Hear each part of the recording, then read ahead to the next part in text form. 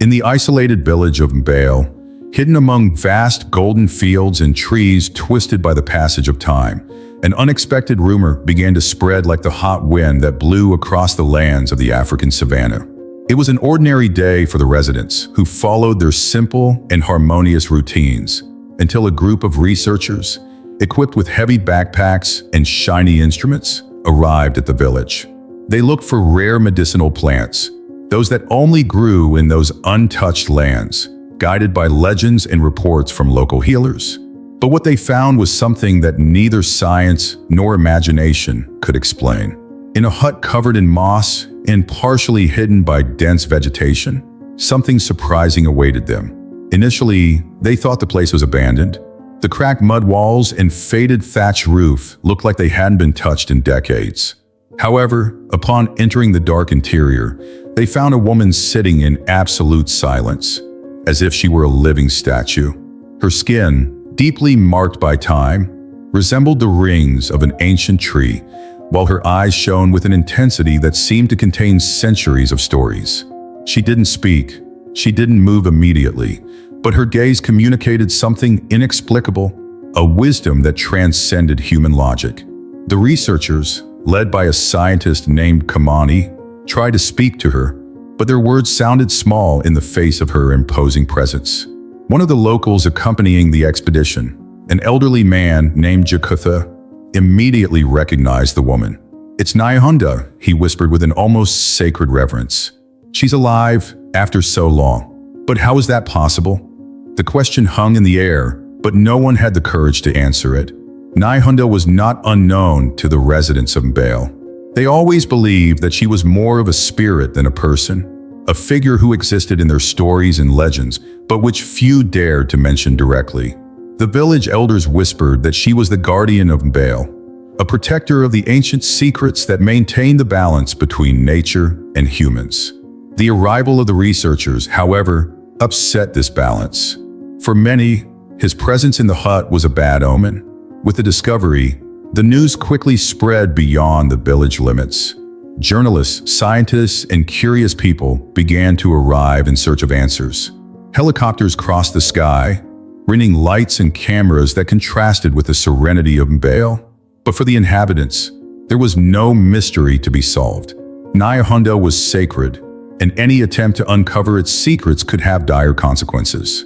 "She is not just a woman," Jakutha warned Kamani. "She is the breathing spirit of this land. Defy her, and it will be the last thing you do." Meanwhile, researchers struggled to understand the situation. For Kamani, Nyahunda was a unique opportunity to unravel medical and scientific mysteries. But to the locals, she was a living reminder of the ancient power that ruled these lands. The village children, who until then had played freely in the fields, began to approach with curiosity and fear. A boy named Tebogo, with curious eyes, whispered to his grandmother, "Does she really never die, Grandma?" The answer came firmly, "Nyahunda does not live or die like us, Tebogo. She simply is." The tension grew with each moment.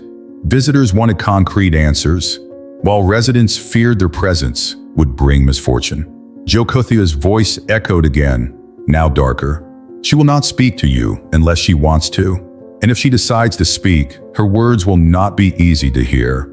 The cabin, once an insignificant building among many others, now became the center of a whirlwind of emotions, fears, and expectations. At dusk, the flames of the bonfires illuminated the anxious faces of visitors and the suspicious gazes of residents. Nyahunda remained silent, observing everything, as if she were evaluating who deserved to know her secrets. The full moon rose, casting its silver light over the village. Somewhere in the distance, the sound of drums began to sound, resonating like the beating of an ancient heart. And so, the first night after Nyahunda's discovery became an event that no one in Mbale, or beyond, would ever forget. The questions persisted. Who really was Nyahunda? And what was the price of getting too close to its mysteries? Malikwi was a man driven by a peculiar mix of scientific skepticism and insatiable curiosity. The son of traditional healers in a small village near Nairobi, He had grown up hearing fantastic stories about mythical figures who kept secrets of healing and wisdom. But unlike his parents, who saw spirituality in every leaf and root, Malikwi chose science as his guide. For him, each myth had a truth waiting to be discovered, and each miraculous cure was just a natural phenomenon awaiting explanation. It was with this mindset that he found himself in Bale, accompanied by Zabida, his faithful assistant, who shared his determination, although not his disbelief. As they stepped onto the dusty land of the village, the heat of the savannah enveloped them like an oppressive blanket. Malikwi held tightly to his battered leather bag, full of medical instruments, while Zabida, a few steps behind, observed the surroundings with watchful eyes. The inhabitants stared at them with long, suspicious looks, interrupting their conversations in whispers as soon as the two passed. It was as if their presence were a visible disturbance, a crack in the carefully woven fabric of life in Bale. Malikwi, accustomed to receiving initial resistance on his expeditions, ignored the stares and continued towards the central area of the village. Zabida, however, seemed restless, casting quick glances to the side and slowing down. "They're watching us like we're ghosts," Zabida muttered, trying to hide her concern. Malikwi replied without looking back. "Ghost is Nyahunda, not us. We are here to understand, not to disturb." But Malikwi's words did not sound as confident as he intended. The idea of meeting a woman supposedly alive for 2 centuries was, to say the least, disconcerting, even for someone as skeptical as him. Despite this, he saw a unique opportunity. If Nyahunda really existed, she could be the key to something revolutionary. Perhaps a discovery that would change modern medicine, or at the very least, given the recognition he had always sought. The streets of Mbale were narrow and winding, lined with mud huts that seemed shaped directly by time. The smell of burning wood mixed with the pungent aroma of herbs drying in the sun. Every now and then, a child would run barefoot, but he would always stop abruptly when he saw the strangers, as if he didn't know whether to approach or run away. Malikwi began to notice something strange. Although it was common for villagers to show curiosity about visitors, the residents of Mbale seemed determined to keep their distance. Even the sound of drums, which he had heard in the distance when they arrived, had stopped, as if the entire village was holding its breath. Zabida finally broke the silence between them. "Do you think she will talk to us? Or are you going to ignore us like you do others?" Malikwi sighed before responding, pausing for a moment to observe an elderly woman staring at them from inside a hut with small windows. "If she is as they say, we don't have to convince her. She will decide, and that's why we need to understand the culture here before anything else. We cannot be seen as intruders." Malikwi knew this was easier said than done. The village was closed around Nyahunda, both physically and symbolically. He needed a connection, someone to serve as a bridge between him and the mysterious woman. As they continued to walk, a tall and imposing figure appeared ahead. It was Jokotha, one of the most respected elders in Bale. He held a staff ornamented with carvings that Malikwi recognized as ancient tribal symbols. Jokotha did not speak immediately, but his eyes fell on Malikwi and then on Zabida, as if weighing them. After a few seconds, his deep voice cut through the silence. "You came here for answers you cannot understand. Nyahunda is not an enigma to be solved by impatient eyes." Malikwi took a step forward, trying to hide his impatience. "I'm not here to desecrate your traditions. I'm here to learn, to listen. If Nyahunda wants to talk, I will listen. If not, I will leave." Jokotha narrowed his eyes, assessing Malikwi with an expression that seemed to waver between approval and caution. Zabida, in turn, looked even more tense, crossing her arms in an attempt to maintain her composure. "Be careful, doctor," Jokotha said after a moment of silence. "There's more at stake here than you might think." Before Malikwi could respond, Jokotha turned and disappeared between the huts. The interaction, although brief, left Zabida visibly shaken. "Do you realize what this means?" she whispered, trying not to attract attention. "He's not just talking about Nyahunda. They believe she is something bigger." Malikwi did not immediately respond. Instead, his gaze fixed on the horizon, where Nyahunda's hut was visible through the trees. The place looked simple, but it emanated an inexplicable aura, as if time itself had stopped around him. For Maliqui, this was more than a scientific challenge. It was a battle between his skeptical mind and the nagging feeling that he was dealing with something beyond his understanding. He knew the road ahead would be difficult, but he was not willing to give up. Not now, not after coming so close to something that could change everything. And as Zabita followed him in silence, he wondered if the price of unraveling the mystery was something he was truly prepared to pay. Maliqui strode steadily towards Nyahunda's hut, determined to find out what everyone seemed to be hiding. The air around him felt heavier with each step, as if the village itself were conspiring against him. Zabita followed him closely, but his gaze was constantly alert. The huts around the small trail seemed quieter. The villagers who had previously watched them now kept their distance, whispering among themselves. When they finally reached the area where Nyahunda's hut was located, something unexpected happened.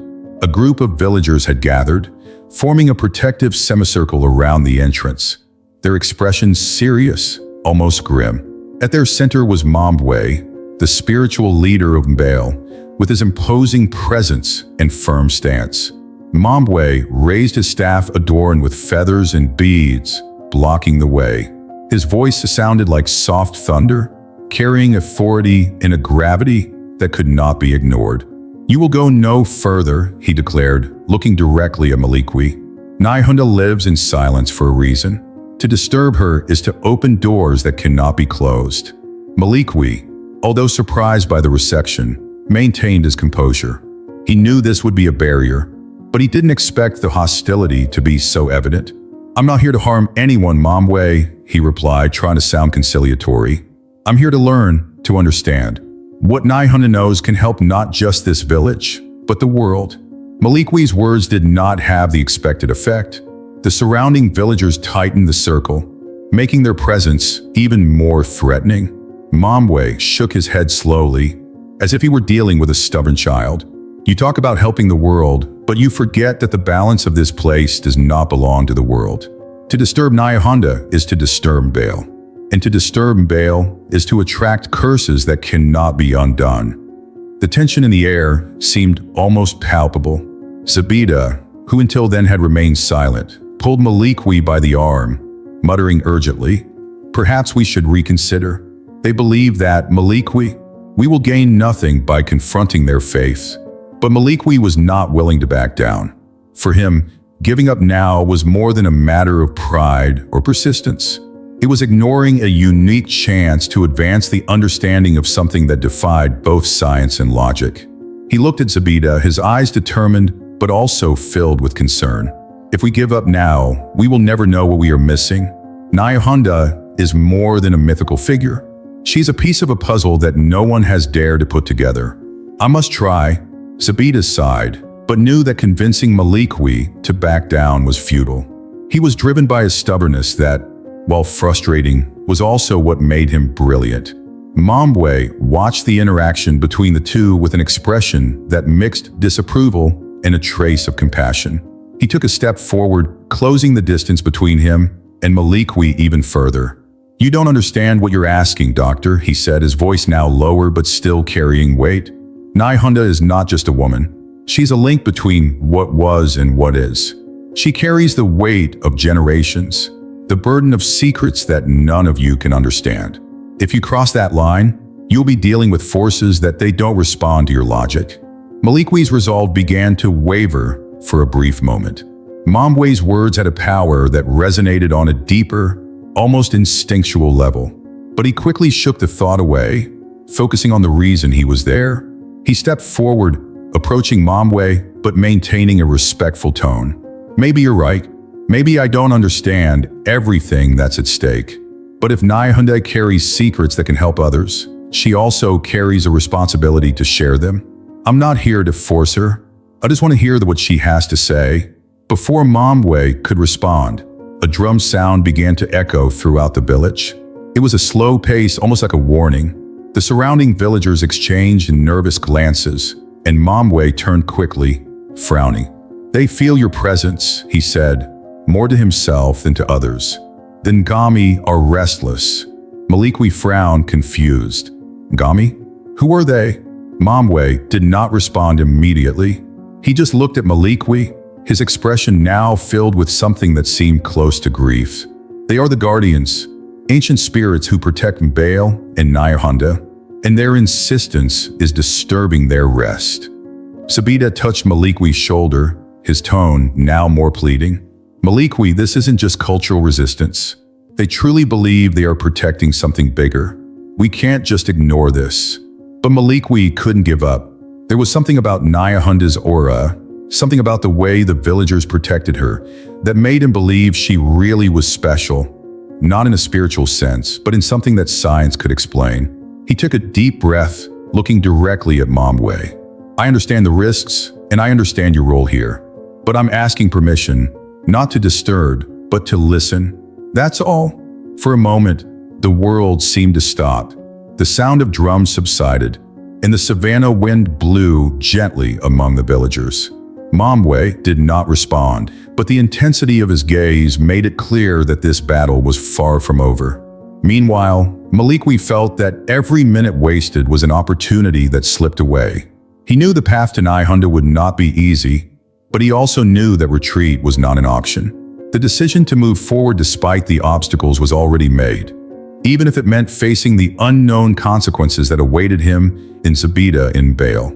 After days of tension and silent debates, Malikwi finally gains the trust of Jokotha, the elder who seems to carry the village's respect like an invisible cloak. It took patience, humility, and above all, a promise. Jokotha made it clear that meeting Nyahanda was not just a privilege, it was a test. Your eyes see science, doctor, said Jokotha in a grave tone. But you must look beyond it, or Nyahanda will reject you. Malikwi nodded, trying to ignore the weight of the words. Permission came with a warning that echoed in the depths of his mind. He could listen, but he must not question beyond what was necessary. When Malikwi finally crosses the threshold of Nyahanda's hut, the air changes. There is a smell of dried herbs, aged wood, and something indefinable, as if time inside had its own essence. The light that enters through the cracks in the hut illuminates the figure of the woman who had so intrigued the world. Sitting in a corner, Nyahanda slowly looks up. His eyes, so deep brown they seem to contain the universe, meet Malikwi's. There's something about them that disconcerts him, a serenity that seems to observe not just who he is, but what he hides within himself. You have come to seek answers that do not belong to your world, Nyahanda said, her voice surprisingly clear, almost like an ancient song.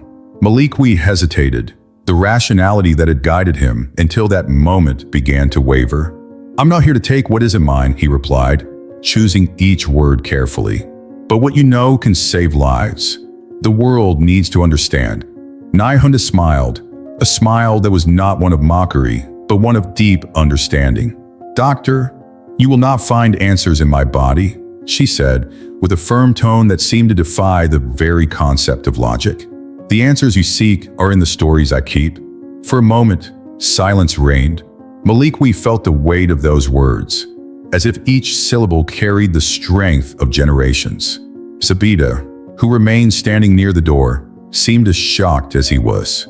Nyahanda continued, her voice taking on a more reflective, almost melancholy tone. My longevity is not a gift to be shared, but a burden I accepted for something greater.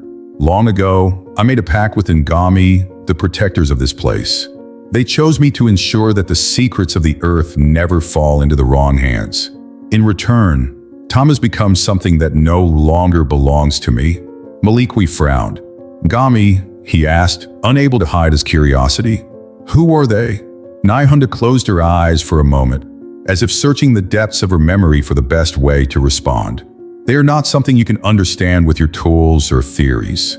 They are the balance between what we see and what we cannot touch. They are the voice of the earth, the breath of the wind, the pulse of the roots, and they're always watching. The description didn't help Malikwi understand, but it did something even more powerful. It awakened in him a restlessness he couldn't name. What does this have to do with healing? He insisted, trying to cling to logic. Nayahunda tilted her head slightly, as if the question had been expected. The cure you seek is out there, in the roots and in the trees. But the price of ambition may be greater than you imagine. Those words were spoken with such piercing clarity that Maliqui felt a chill run down his spine. He wanted to argue, to ask more, but there was something in Nayahunda's posture that stopped him. It was as if her every word was a verdict, and he was just a defendant on trial.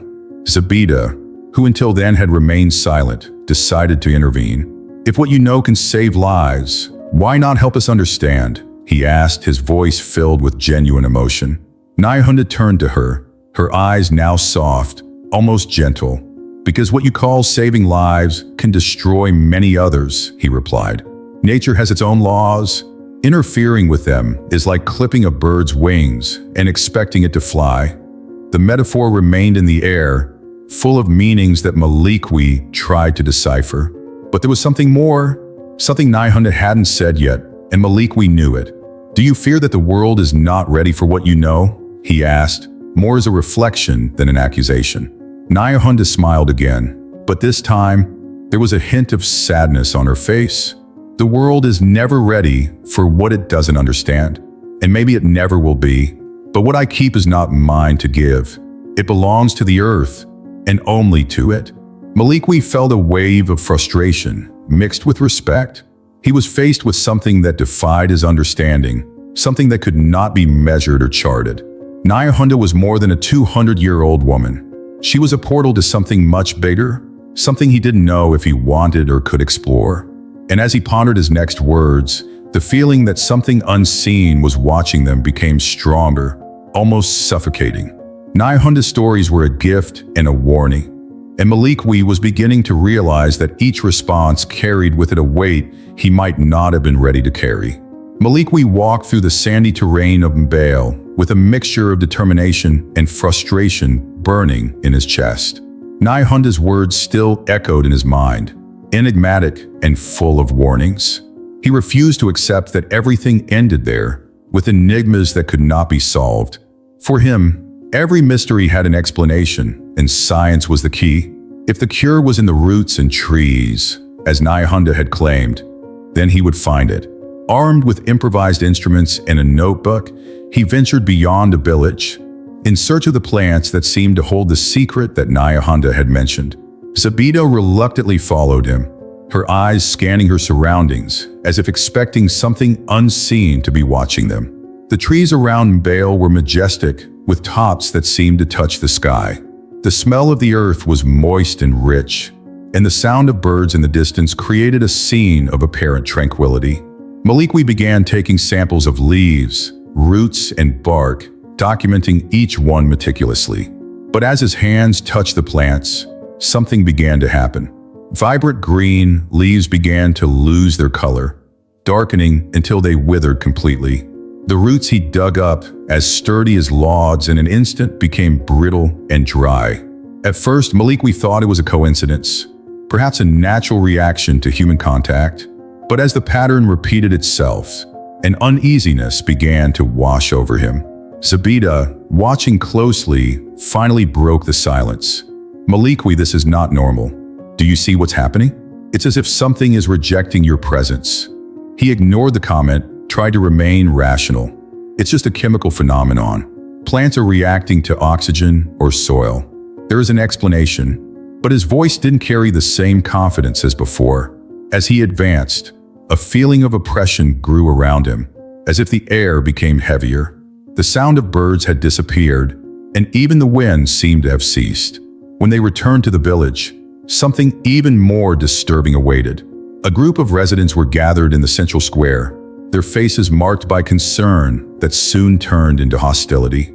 People who were previously healthy were now coughing violently, their skin was pale, and their bodies were weak. Maliqui tried to offer help, but was met with screams and accusations. "You brought this to us?" exclaimed an older woman, her voice thick with pain. Before he could respond, Momway emerged from the crowd, his staff hitting the ground with a sound that seemed to echo throughout the village. "You brought greed to Mbale," shouted Momway, his voice brimming with fury. "Now the balance is broken. The plants you touched died, and with them, the protection Nihonda gave us. Malikwi tried to argue, but his words were drowned out by the murmurs of disapproval around him. Momway's gaze was like a blade, sharp and relentless. You refuse to listen, doctor, and now your ambition has put everyone in danger. Sabita placed her hand on Malikwi's arm, her voice low and full of urgency. Malikwi, we need to stop. This is not something we can fix with science. Nihonda's words now seemed like more than a warning. They were a prophecy. He realized that his insistence had unleashed something he didn't understand, something science couldn't measure or contain. Desperate, he returned to Nihonda's hut, the only person who could have answers. When he entered, Nihonda was waiting for him. Her expression was sad, but not surprised. It was as if she already knew he would return. "Do you realize now?" she asked, her voice calm, but full of weight. "What was taken must be returned. Balance will only be restored when you learn to respect what the earth offers you." Malikwi fell to his knees, his pride and resolve now broken. "I just wanted to help," he murmured, his voice thick with regret. Nihonda tilted her head slightly, her gaze fixed on him. "Helping does not mean controlling, doctor. You try to take something that doesn't belong to you. The earth gives, but it can also take away." His words were simple, but they carried the force of something much greater than he could comprehend. Malikwi felt a weight on his chest, as if the earth itself was demanding something from him. And as Nihonda's words echoed in his mind, he began to understand that the price of his ambition could be greater than he had ever imagined. Malikwi felt the weight of his actions in every step he took. He held the plant samples in his hands, now no longer as a scientific achievement, but as symbols of his error. Nihonda's words echoed in his mind. What was taken must be returned. He knew he needed to do more than return those samples to the soil. He needed to restore trust, not just with the residents of Mbale, but also with the very land he had disturbed. As he approached the village's central square, he was greeted by suspicious looks. The silence of the villagers was more deafening than the shouts of accusation he had faced before. Everyone waited to see what he would do. Momway, the spiritual leader, appeared among the villagers with his staff in hand. He approached Malikwi, his eyes filled with a mixture of disappointment and expectation. "Do you recognize what you did?" asked Momway, his voice sharp like the cold wind before a storm. Malikwi, with a heavy heart, nodded. "Yes, I violated the harmony of this place, but I'm here to correct what I did. I just need your guidance." For a moment, Momway's face remained impassive, but then he stepped forward, raising his staff. "If you speak the truth, then follow my instructions. Only the earth can decide whether to forgive its mistake." Under the watchful eyes of the entire village, Momway guided Malikwi to a place where the soil seemed more fertile and alive, as if it were the beating heart of Mbale. There, Malikwi returned each plant sample, carefully burying them with his hands. The sound of drums began to echo in the distance, a slow, steady rhythm that seemed synchronized with his own heartbeat. Zabita, at his side, watched silently, her hands folded in a gesture of support. In the end, Momway approached and poured a thick, aromatic liquid onto the earth, murmuring words in an ancient language that Malikwi did not understand, but whose meaning seemed to resonate in his soul. As the ritual continued, something began to change. The air felt less heavy, and a gentle breeze swept through the village, bringing with it the scent of fresh leaves and flowers that hadn't been there before. Little by little, the surrounding plants began to regain their vitality, and the sound of birds returned to the environment. The residents, who had previously looked on suspiciously, began to relax. Some even smiled, albeit shyly. Malikwi felt a wave of relief, but also humility. He understood that he was not responsible for the restoration. It was just an instrument in something much bigger. Later, as the sun set and colored the savannah with shades of orange and gold, Malikwi went to Nihonda's hut for one last meeting. The woman was waiting for him, sitting as always, with a serene expression and a look that seemed to see through time. He knelt before her, not out of submission, but out of respect. "I understand what you mean," Malikwi said, his voice low but firm. "I came here looking for answers to the world, but I ended up learning more about myself. Nyahunda tilted her head slightly, her lips curling into an almost imperceptible smile. Take only the knowledge you can carry in your heart, doctor. Leave the rest to those who know how to listen to the land. Her words stuck in Malikwe's mind as he said goodbye to Mbale. Upon returning to the city, he decided to use what he had learned in a way that honored both science and spirituality. He founded a project that combined modern studies with respect for local traditions, promoting the preservation of medicinal plants and teaching the importance of protecting the natural balance. His work gained recognition, but he never allowed ambition to blind him again. He refused interviews that sought to explore the mystery of Mbale and never revealed the location of the village. For him, protecting that place was as important as preserving Nyahunda's memory. Over the years, the story of Nyahunda has spread, not as a tale of fantasy, but as a universal symbol of respect and wisdom. People from different parts of the world have begun to recognize that what is ancient is not outdated, and that the balance between humanity and nature is the true cure for the evils of the world. And although Malikwe never returned to Mbale, he knew that the lessons learned in that place would accompany him forever, as an invisible but indelible brand in his soul. If you enjoyed this video, please help us grow by subscribing to this humble channel. And if you'd like to watch more videos like this, we prepared the next video especially for you. Click here to watch.